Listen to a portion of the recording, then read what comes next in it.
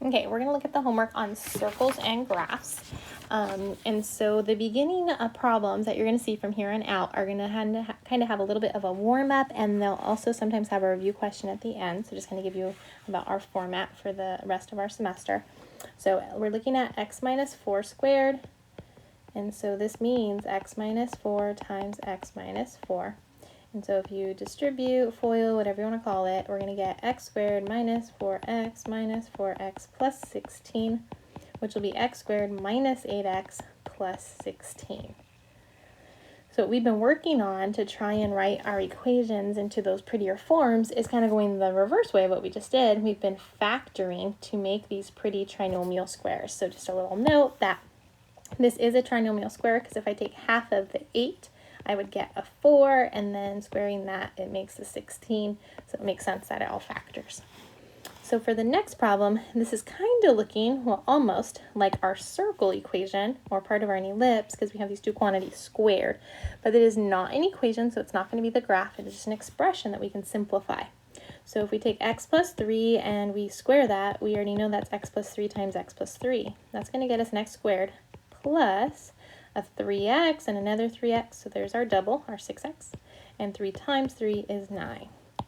Then with our next part, y minus 1 times y minus 1, that's going to be y squared minus 1y minus another y, that's minus 2y plus 1. Now the minus 4, it's just going to hang out, and I'm going to continue adding these together. So if I try and combine some like terms, really the only like terms are my 9, my 1, and my negative 4. So my final simplifying would be x squared, I'm going to put my squares together, plus y squared, plus a 6x, minus a 2y, and then 9 plus 1 is 10, minus 4 gets us a 6. So we've simplified. So again, what we've been doing with our ellipses and our circle equations is writing them from this form, which we call our general form, if it had an equal to in it, and then rewriting it into this other form by completing the square. So we'll see that in a little bit. So part 2 gets us just to kind of practice the whole completing the square. We want to figure out what helps to get us those perfect trinomial squares to factor. So I need this n here to be a perfect square, and it's going to come from half of that negative 8. So I'm going to get a negative 4, but I have to square that number. So it's going to be equal to 16. So I'm looking at x squared minus 8x plus 16. And so that's going to factor to something perfect. I have minus, so there will be minus, and it's 4 times 4, that makes a 16. So that's our factored form. For the next one, we start with taking half of that 12, which gets us 6, and then we have to square the 6, which gets us 36. So 36 is going to be my special number. So I'm looking at x squared plus 12x plus 36. And so to factor that, it's going to go into a perfect square here, x and x, and 6 times 6 with an addition sign this time. And the last one here, if we take half of the 6, we're going to get 3. Take 3, squaring it, and we get 9.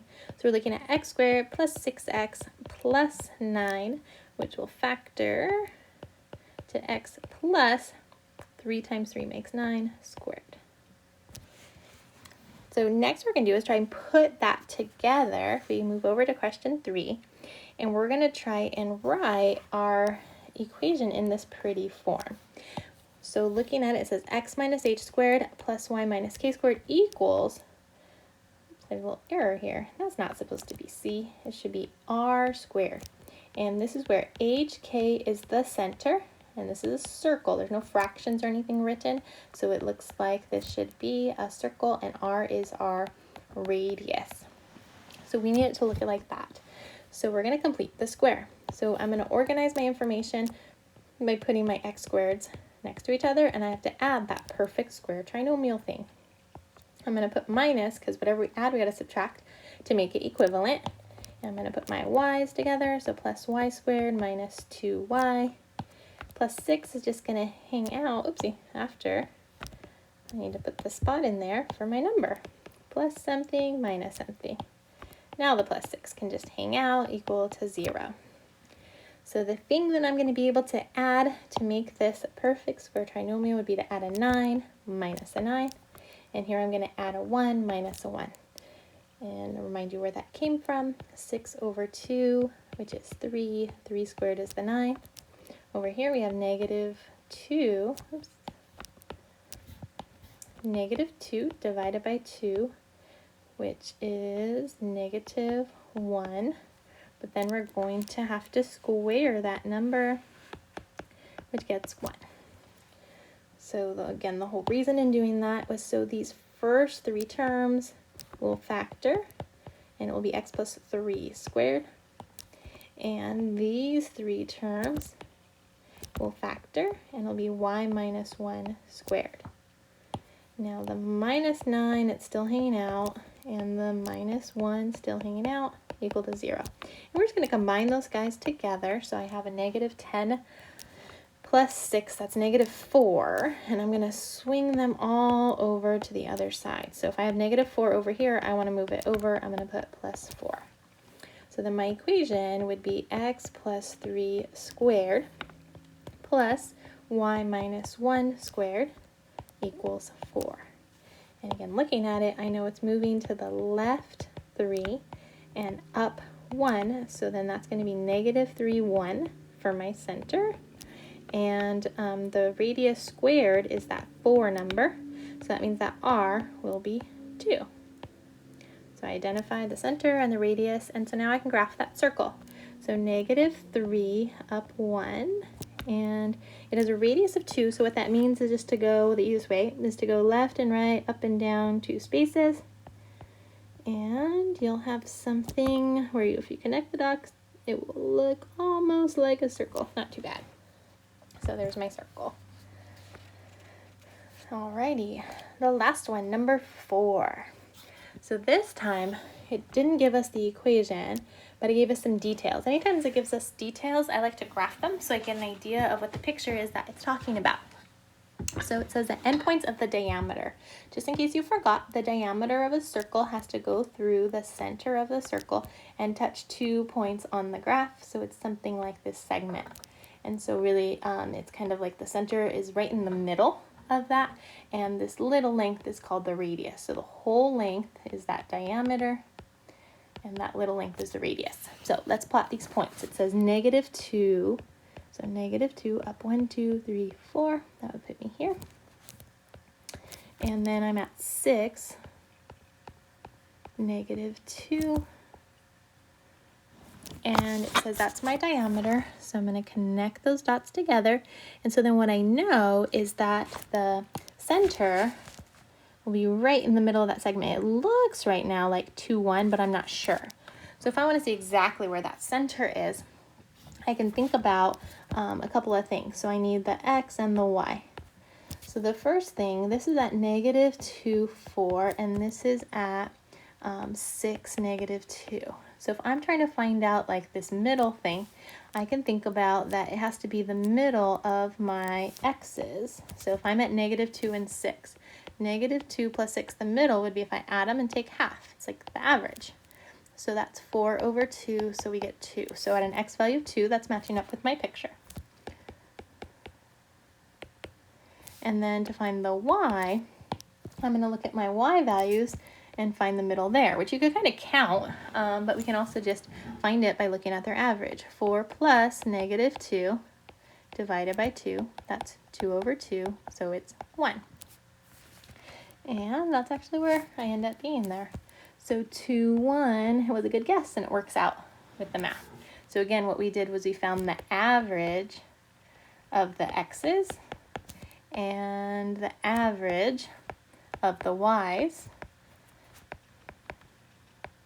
Some people will call that the midpoint. Okay, but no fancy formula, it's just finding the average, which is where you add the two values, divide by 2. So then we know that our center is that, and so the only thing we need to figure out is the radius. So really it's saying what is the distance here from the center to that dot. We got to figure out how far away that stuff is. Well, it's actually not too bad, and there's a little hint that says use Pythagorean theorem, which means I have to draw a triangle somehow.